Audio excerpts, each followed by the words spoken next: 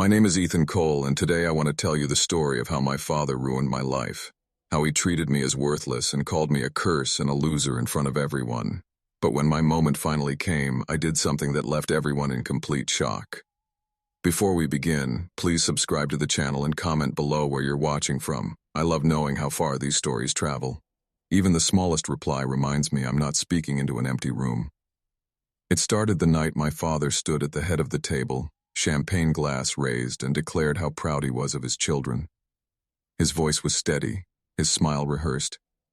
He praised my brother Daniel first, broad-shouldered, decisive, the kind of man people called reliable before they even shook his hand. Then came my sister Claire, kind, bright-eyed, always able to soften a room. Even my father admired her, which said a lot. And then there was me.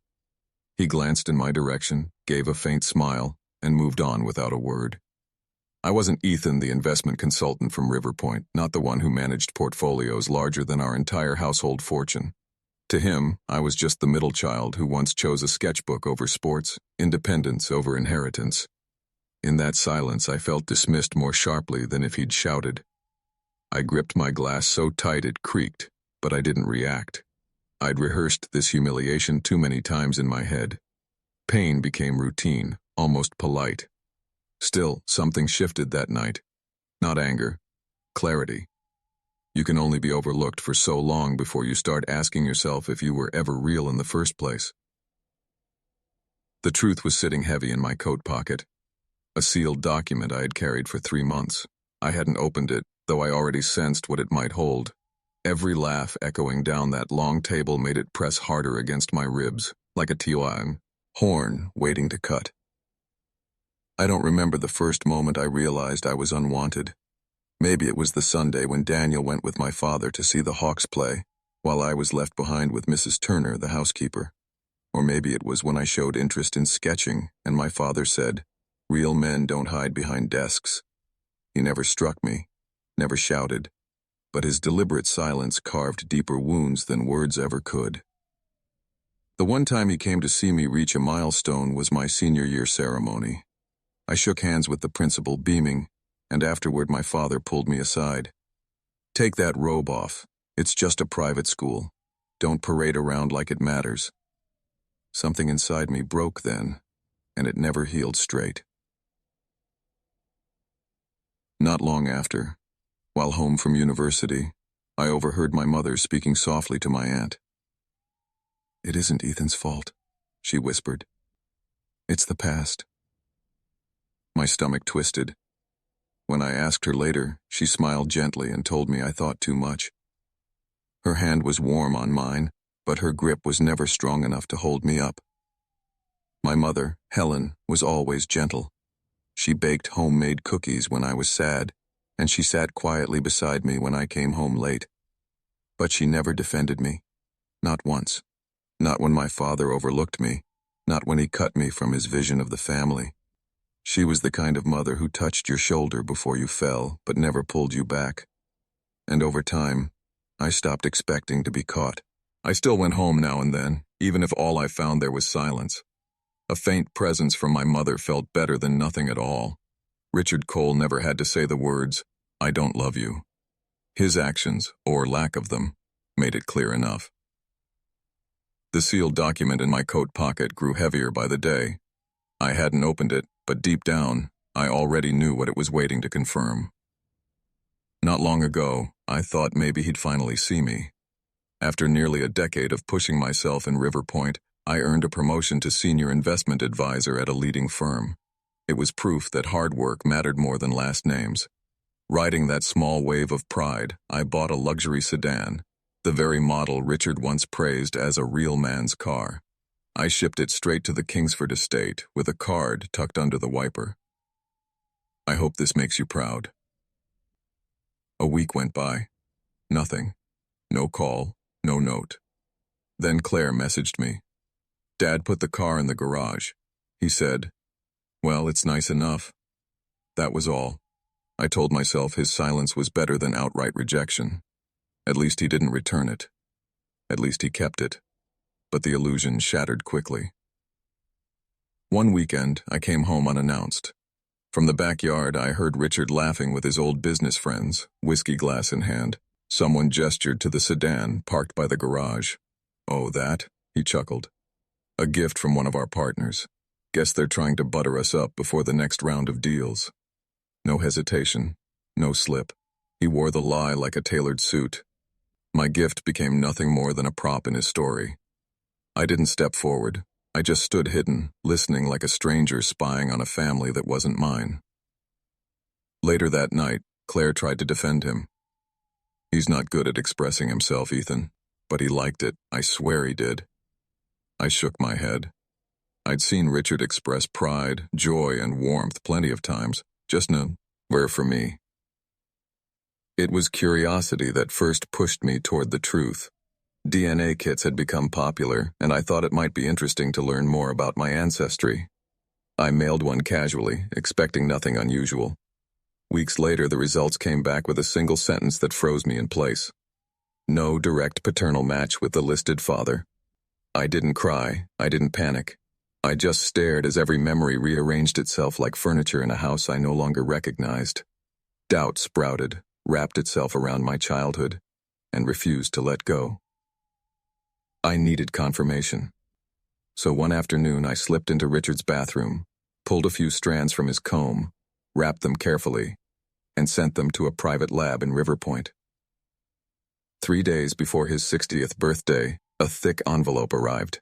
It sat unopened on my desk, next to a photo of my university graduation he never attended. That car I'd sent him, the gesture of, "Do you see me now?" suddenly felt like another lie I'd been tricked into playing along with. For the first time, I didn't just feel unwanted. I felt used. I left the gala that night as calmly as someone leaving a burning building after realizing there's nothing inside worth saving. Back in a dim hotel room, the envelope lay on the desk like it had been waiting for me. I whispered into the empty air, "If he isn't my father, then who am I in this family?" Memories crept back like water under a door.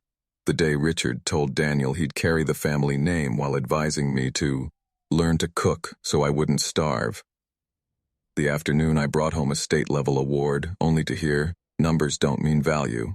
They just disguise failure." I once thought he was just tough. Now I know better. My whole life hadn't been about growth. It had been penance, a performance for an approval that never existed. That night, I called Helen. I don't know why. Maybe I just needed to hear someone breathe on the other end. She answered on the third ring, her voice faint and worn. "Mom." That night on the phone, I asked Helen the question I'd been carrying for years. "Did you ever, at any point, feel like I didn't belong in that house?" There was silence, a long pause, and then her tired voice. "Ethan, there are things I cannot say inside those walls, but you were never a mistake." She didn't explain further, and she didn't have to. I sat in the dark with the phone pressed to my ear, heart pounding in the quiet.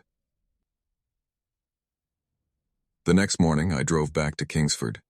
Helen had asked me to collect some old paperwork from Richard's study. In the driveway sat the luxury sedan I'd given him, gleaming like new. An elderly neighbor strolled by with his dog and nodded. "Richard's new ride, huh? Heard a business partner gifted it. It must be nice having friends like that." I bit back the truth, forced a polite smile, and said nothing. Inside, I found Claire in the kitchen, peeling apples with her usual slow, careful rhythm, the way she always did when she was avoiding something. I heard what he said. I told her flatly. She froze for a moment, then whispered, "He didn't mean it the way it sounded. For him, it's easier to explain things that way. You know how Dad is." "No, Claire," I said quietly. "I really don't. This isn't about him struggling to show emotion. This is about being erased on purpose." Walking past his office, I caught Richard's voice through the half-open door. He was on the phone. "Ethan," he said, though not to me. "He doesn't understand real value. That one just lives to prove himself, not to build anything lasting." He didn't call me his son. He called me that one. The words cut deeper than I expected. I left the house with nothing in my hands but a truth I had resisted for too long. Sometimes when someone has already decided you're not family, blood stops mattering. Back in my hotel room, I sat by the window with the sealed document in my hands. As corners had grown soft from being turned over again and again. I hadn't opened it, not because I feared the result, but because I already knew. The paper wasn't proof anymore. It was released. And still I hesitated, as if I needed someone else to say it out loud first. What haunted me wasn't the test result itself, but the possibility that Richard had known from the very beginning. If he had, then every dismissal, every chosen silence, every cold glance wasn't neglect. It was a decision, and I had been the cost of that decision. Desperate for answers, I reached out to Daniel. We met in his glass-walled office overlooking the Financial Row. The place reeked of leather chairs, expensive cologne, and unshakable confidence. I asked carefully, "Did you ever notice anything off about the way Dad treated me?" Daniel barely blinked. "You don't fit his mold, Ethan, that's all. You chose a different path. It isn't personal, it's practical." His voice was clipped, clinical, as if he were reviewing a portfolio instead of speaking to his brother. I rose to leave, but before I reached the door, he added without turning around, "If you're thinking about doing something reckless at the party this weekend, just remember, not everyone's ready for the truth." It wasn't advice, it was a warning. That night, I sat in the hotel room again, weighing his words. Did the truth actually change anything? Who would it hurt? And why did part of me still crave to shout it from the rooftop? A knock at the door pulled me out of my thoughts. Claire stood there pale and anxious, clutching a small, time-worn envelope. "I wasn't supposed to find this," she whispered. "But I did, years ago, while helping Mom clean the attic." She handed it to me without another word. The paper was yellowed, the ink fading. It was a letter dated 34 years earlier, written in careful, emotional handwriting by a man, Ahmed Samuel Hart. Inside it read, "If you are pregnant, I will take responsibility. Even if we cannot be together, I promise I'll do what I can. Just don't let the boy grow up believing he doesn't belong." The letter in my hands was simple, almost fragile. Samuel Hart had written it decades ago, long before I was born. "If you are pregnant, I will do what I can. Even if we cannot be together, please don't let the boy grow up believing he doesn't belong." The date lined up exactly with the months before my birth. I stared at the words as if they might shift, but they didn't. They just sat there, heavy and undeniable. I didn't cry. I didn't rage. I only felt still, confirmed. I had spent years thinking I was the family's failure, the one who never measured up. But I wasn't a failure. I was a deletion, someone Richard Cole tried to erase without ever saying the words. He didn't push me out by declaring I didn't belong. He simply never once said I did. Now I didn't need DNA results to tell me the truth. I had the letter. I had the years of deliberate silence, and I had the knowledge that my father existed, just not the man who raised me. 2 days before Richard's anniversary gala, I sat alone in a small cafe in Kingsford. My coffee went untouched, cooling in my hands. Memories kept surfacing like waves. I thought back to a meeting 10 years earlier when the family gathered in the grand boardroom of the estate. Richard stood and announced his plan. "When I turn 60, the entire Cole Enterprises will pass to Daniel." Applause filled the room. Claire smiled politely. Daniel looked honored. And me? I had just been featured in the Global Financial Review for a breakthrough article on emerging strategies. Yet I wasn't mentioned, not even once. That sting came back sharper now. Later that day, I visited Mr. Lawson, the family's longtime attorney. He had handled every trust, every hidden clause, even a quiet deal. I asked plainly about my place in the will. He didn't answer directly. Instead, as I turned to leave, he said only, Some things are written not to be fair, Ethan, but to preserve order. That word, order, stuck with me. The Cole legacy had always been about image, symmetry, narrative, and I had never fit into that rigid picture. That night Claire called, asking me to meet her outside the house. Her eyes looked tired, as if she hadn't slept in days. "There's something you need to know," she whispered. "When Mom got pregnant with you, Dad told her to end it. She refused. He never screamed, never struck her. But from that day, the silence began, and it never ended." The air seemed to collapse around me. Every cold glance, every dismissal, every cutting phrase. It was never about my grades, my career, or my choices. It was about my existence. I was allowed to live, but never allowed to belong. The next morning I opened my laptop and found an email from a name I didn't recognize. Samuel Hart. The subject line was plain: "If you want to meet." The message was short. "Ethan, I don't want to intrude. If you'd ever like to talk, I can come to River Point next week. If not, I'll understand. I just wanted to give you the choice. No grand speech, no desperate plea. Just respect." And that alone broke me more than anything Richard had ever done. A stranger could write to me with more kindness than the man who raised me in 34 years. I had spent my whole life defending a legacy that never considered me its own. I had been fighting to be a prince in a kingdom that never saw me as blood. The night before the gala, I returned to the house. The kitchen hadn't changed. Same yellow tiles, same wooden cabinets, but the dining table had grown longer, colder. The five of us sat apart, with silence stretching across 3 decades. Richard asked Daniel about his new acquisition, and in North Shore, then turned warmly to Claire about her latest fundraiser. His voice was familiar, warm even. When his eyes finally flicked toward me, the warmth vanished. Dinner carried on the way it always had. Warm voices for Daniel and Claire, cutting silence for me. Then Richard turned toward me, a smile that never reached his eyes. "So, Ethan, is Wall Street still selling dreams dressed as numbers?" His favorite jab. For years he called my career bubble blowing for clever boys. It used to sting.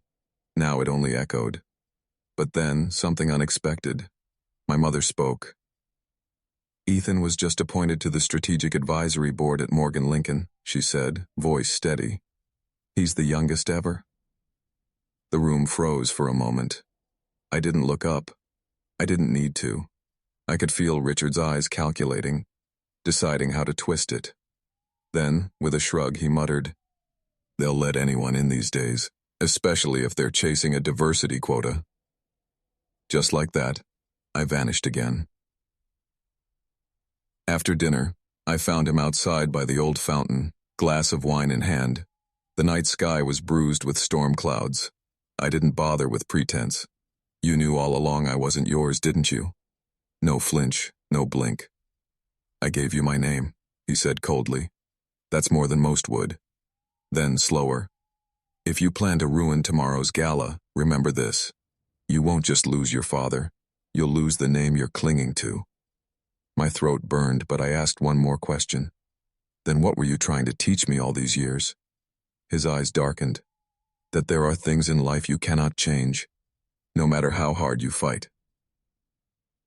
Back at the hotel, I sat by the window with Robert Hart's email open again. My fingers hovered over the keys before I finally typed, "I'm not ready to meet yet. But thank you for never treating me like a mistake." It wasn't closed. It was a quiet goodbye to a hope I'd carried too long. The next morning, I arrived at the Cole estate in a tailored black suit. Guests spilled across Tian. He manicured lawns, laughter and champagne filling the air. White and gold banners celebrated 65 years of Richard Cole. It felt less like a party and more like a museum built to preserve his myth. Daniel and Claire moved gracefully through the crowd, shaking hands. Richard stood at the podium rehearsing, his speech already laid neatly beside him. I lingered near the curtain with 2 papers heavy in my pocket, the DNA report and Samuel Hart's letter. Then the applause began. Richard spoke about vision and legacy. He smiled, lifted his glass, and declared, This is my son, Daniel Cole, the man who will carry our name forward." Daniel walked on stage. They embraced. Cameras flashed.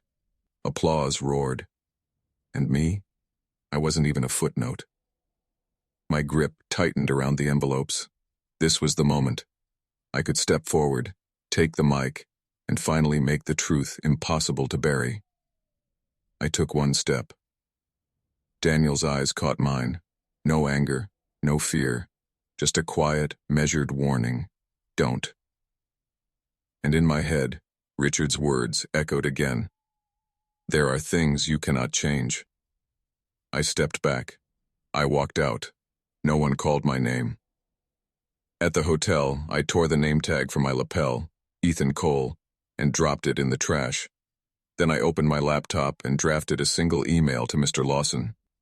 I will not be pursuing any inheritance. What I wanted from this family was never theirs to give. For the first time, I signed it with my real name, Ethan Hart. A week later, back in New York, the rage had burned out, leaving only a hollow quiet. People think truth sets you free. Sometimes it just leaves behind shattered pieces no one else will ever pick up. Then the phone rang. My mother's voice, trembling but steady. "Ethan, can you come home? Not to see your father, just me." I agreed. But I didn't set foot in the main house. We met at the old bakery on Athen and Maple, the same place she used to take me, Effie. Every school exam. She looked older, not in the way of wrinkles, but in the way of secrets carried too long. She carried silence. That afternoon in the bakery, my mother finally told me what I had never dared ask. The day she found out she was pregnant with me, she stood by the lake for nearly 2 hours, not because she wanted to jump, but because she didn't know if I deserved to be born into this. And for the first time in my life, she cried, not as my mother, not as someone's wife, but as a woman who had once made a choice that cost her everything. That night, I returned to my apartment. Waiting on my desk was a letter, handwritten, from Robert Hart. No flowery language, no demands. Just one line. "Ethan, you don't have to forgive anyone, but don't let them teach you how to carry pain." I folded the letter and sat in silence. I couldn't tell if I felt lighter or just undone. He wasn't trying to save me. He was giving me permission to stop pretending I didn't bleed. A few days later, I visited my grandfather's grave. I didn't expect to see anyone there, but Daniel and Claire were already standing by the headstone. Claire looked uneasy. She approached, eyes lowered. "I'm sorry for keeping that letter. I was scared. I thought if you knew, you'd leave us for good." Daniel said nothing. He simply reached into his coat pocket and placed a small key in my hand. No words, just the weight of it. It unlocked one of Richard's private storage rooms. Inside were boxes of old files, contracts, deals, records. But in the corner, I found an envelope marked "Personal." Inside were letters, dozens of them, all addressed to me, none ever sent. One half-finished read, "If I die before I can fix what I've done, I hope Ethan understands. I was more of a coward than a bad father." I sat on the floor for hours, the envelope in my lap. No apology could rewrite the years, but cowardice, in its own way, is a confession. It meant he knew. He just wasn't brave enough to face me.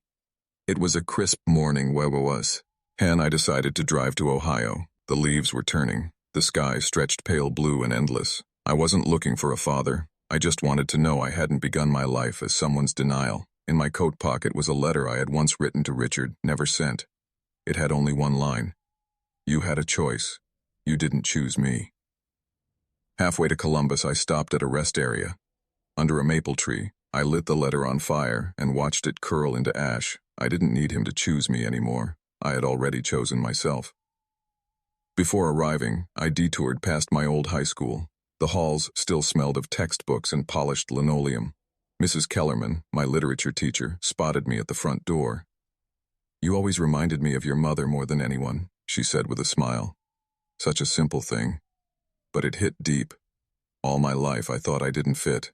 Maybe I was just planted in the wrong soil. Eventually, I pulled up to a small wooden house behind rows of red maples. I didn't knock right away. I just stood there breathing. Then the door opened. Robert Hart looked exactly as I had imagined. Gray-haired, kind-eyed, calm. "You want coffee?" he asked. I brew it strong. No embrace, no awkward speeches, no talk of DNA. Just two men, sitting by the window, strangers watching the world blur past a steam-fogged glass. Nobody tried to fix anything, and maybe that was enough. A few days later, back in New York, I found a digitally rendered photo on my desk. A boy, me, sitting in my mother's lap, laughing. A moment that never happened. Now imagined into existence, I opened my podcast recorder. For once, I didn't hesitate.